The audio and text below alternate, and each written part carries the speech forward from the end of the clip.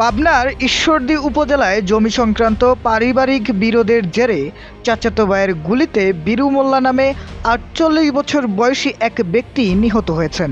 নিহত বীরু মোল্লা লক্ষ্মীকুণ্ডা ইউনিয়নের বিএনপির আহ্বায়ক ছিলেন। আজ বুধবার ১৭ ডিসেম্বর সকালে উপজেলার লক্ষ্মীকুণ্ডা ইউনিয়নের কামালপুর গ্রামে এই মর্মান্তিক ঘটনা ঘটে। নিহত বীরু মোল্লা কামালপুর গ্রামের আবুল মোল্লার ছেলে। পুলিশ ও স্থানীয় সূত্রে জানা যায়, মঙ্গলবার ১৬ ডিসেম্বর বীরু মোল্লার চাচাতো ভাই আজহারুল মোল্লা পারিবারিক বিরোধপূর্ণ জমি থেকে মাটি কাটেন। এই ঘটনাকে কেন্দ্র করে বিষয়টি মীমাংসার জন্য আজ বুধবার সকালে বীরু মোল্লা কয়েকজন লোক নিয়ে জহুরুল মোল্লার বাড়িতে যান।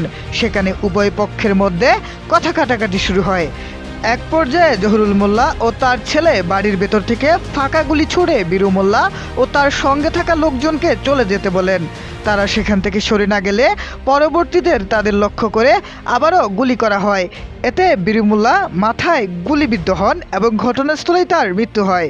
ঘটনার বিষয়টি নিশ্চিত করে ঈশ্বরদী থানার ভারপ্রাপ্ত কর্মকর্তা ওসি মমিনুজ্জামান জানান, পারিবারিক জমিজমার বিরোধ নিয়ে কথা বলতে গেলে বাড়ির ভেতর থেকে গুলি করা হয়। গুলিতে একজন নিহত হয়েছেন। মরদেহ উদ্ধার করে ময়নাতদন্তের জন্য হাসপাতালে পাঠানো হয়েছে। এ ঘটনায় জড়িতদের বিরুদ্ধে আইনগত ব্যবস্থা গ্রহণ প্রক্রিয়াধীন রয়েছে। এ ঘটনার পর এলাকায় উত্তেজনা বিরাজ করছে।